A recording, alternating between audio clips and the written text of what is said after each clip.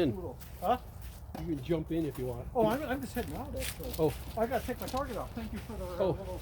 Yeah, no problem. Yeah. While Brian's out there pulling his target down, hey everybody, it's Mark Vogt with PondScum with VOGTLAND archery and fishing guides at large, doing a little testing of some finger inserts that I built for a shooting glove.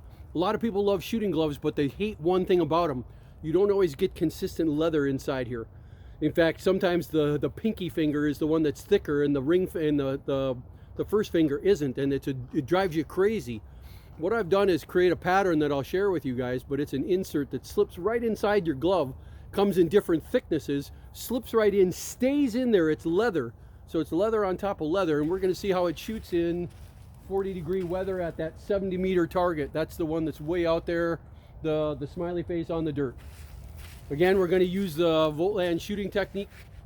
That's using string walking to decide the elevation. It's anchoring under the chin, very different than everybody else.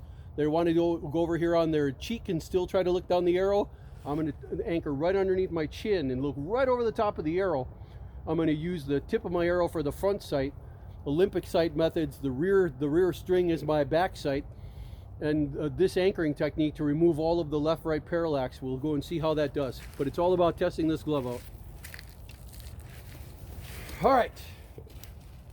This is an absolutely raw shot. I have not warmed up or anything. I just flew in from Ottawa, Canada. So out at 70 meters, my gap should be 0. There's no gap here at all that I'm going down. This is my 70-meter target. And what I look like when I anchor is going to be something like this, way out there. Remember, with the VOGTLAND shooting technique, what I'm doing is anchoring under my chin, looking down the left side of the string, using the tip of my arrow for the front sight. That's similar to a lot of guys that shoot in competitively, but those guys are always going to be going like this off to the side. And I'm going to actually be anchoring under my chin like this and looking down the arrow. That gives me more range because my arrow is actually cocked up higher. So here we go.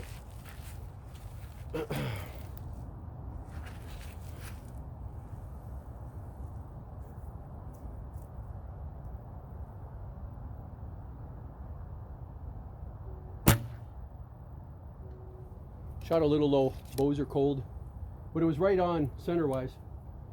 Let's go again. There, that's better.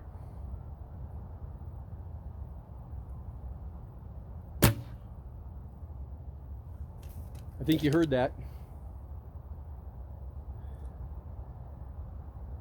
Let's go again. The glove feels really good. It does. I still feel the string in my fingers, and that's what matters.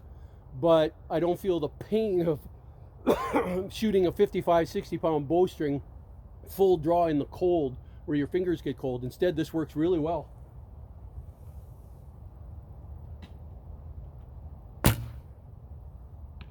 There's another thud. You heard that. The wind stopped.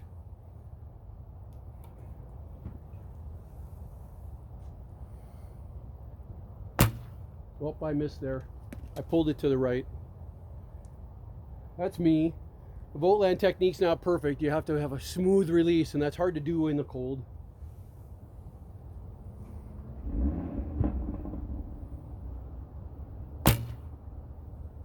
Oh, just caught the left side.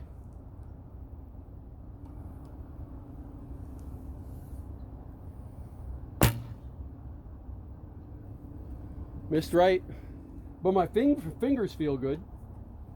Let's see what happens after I've warmed up a little bit on the next round. There. Yep. All right, that's all my shots. I'm going to pause, go take a look at my arrows, and then we're going to pick up a second round. This one was crappy.